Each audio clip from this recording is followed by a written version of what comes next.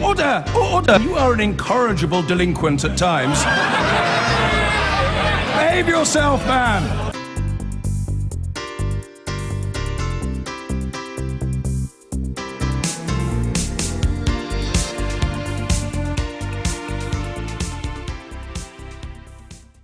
Now, our MPs are all elected by a simple majority in one-member constituencies using the first-past-the-post voting system.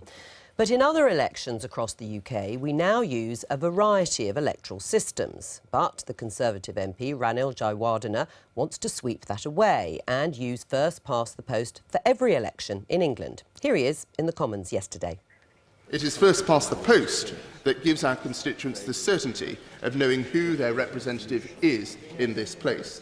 And this is widely understood by the people of this country as well. In the referendum of 2011, first past the post was strongly supported by a margin of more than 2 to 1. Its greatest strength, of course, is that every person has one vote, and the candidate who gets the most votes wins. It is quick and simple to count.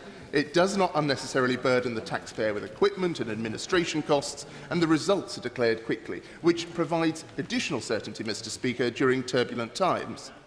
And the Conservative MP Ranil Jayawardena joins me now, and we're also joined from Cardiff by Katie Goes from the Electoral Reform Society, which campaigns for more proportional representation. Welcome to both of you. Ranil, first of all, what are you so worried about? Well, I think the people voted in 2011 very clearly. They said 2 to 1, they wanted to keep first past the post, and bit by bit it's being chipped away. So I think we need to listen to the British people. Right, but I mean, the problem with first past the post is, in a way, you can't turn the clock back. We have got now a range of different systems used for different elections, and it gives other parties a chance. Well, we are turning the clock back according to the wishes of the British people in terms of the European Union. The people have spoken that we will leave the European Union. Why shouldn't we actually listen to what they've said in 2011 by more than 2 to 1 and allow people a simple, clear, decisive choice? What was the turnout in 2011? You'll have those data, not me, but certainly 67% of people voted. And it's interesting, the turnout was lower than perhaps we'd like because it was on a local election day. And another part of the bill was to actually increase turnout in local elections. Katie Ghosh, what do you say in response to that this is about listening to the people, according to Ranil?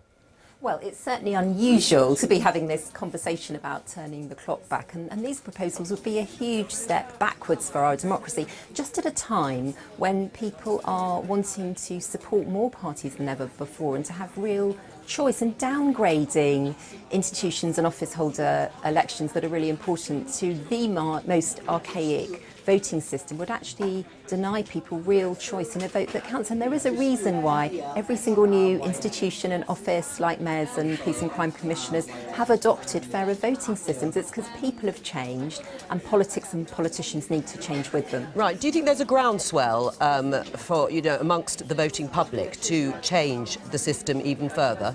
There's definitely growing support for the basic principle that votes should be fairly reflected in the seats in a parliament. But changing the first-past-the-post system, what's the evidence that people want to change it?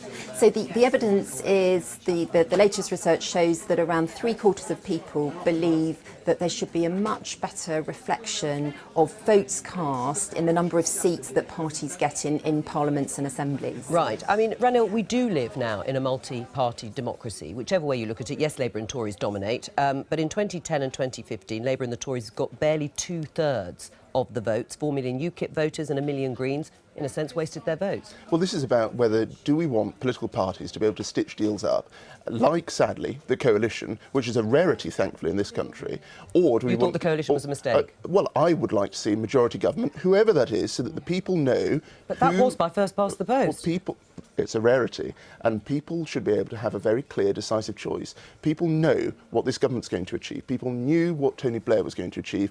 People are able to make a clear choice and kick a government out, and they can't do that if there's PR. Right.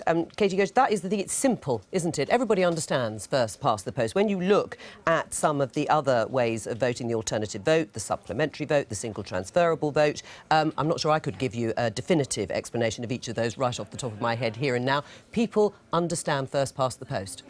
people understand and are coping extremely well with the variety of systems that we have in place in the United Kingdom. And I don't think it would be for us any of us to say to Scottish or to Welsh voters or to people who voted in the London Assembly elections that somehow they can't cope.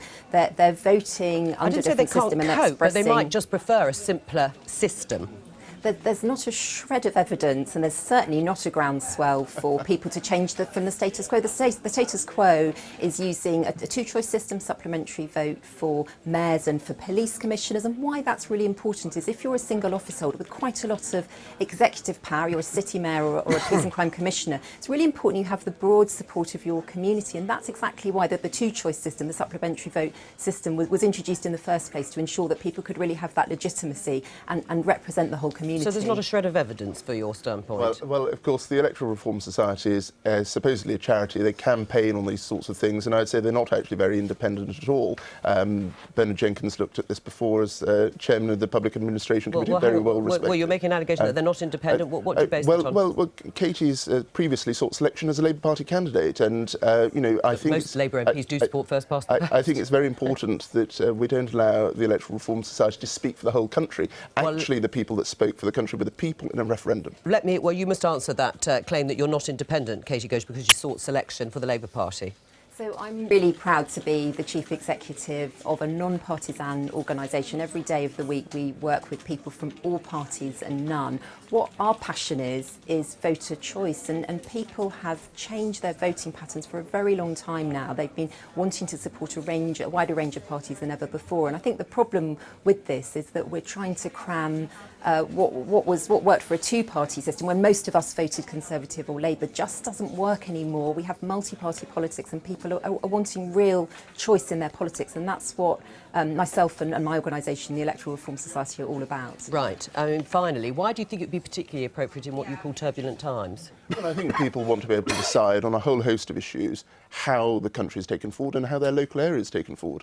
And particularly, one point we've not discussed is giving people a Super Thursday, a chance to really shape their local government across every level of government, which works in other countries. It would save millions, perhaps over £20 million, and it would give people that decisive decision over how their area, how their country is governed. All right, that's it. Ranil, thank you very much. Katie Ghosh in Cardiff, thank you.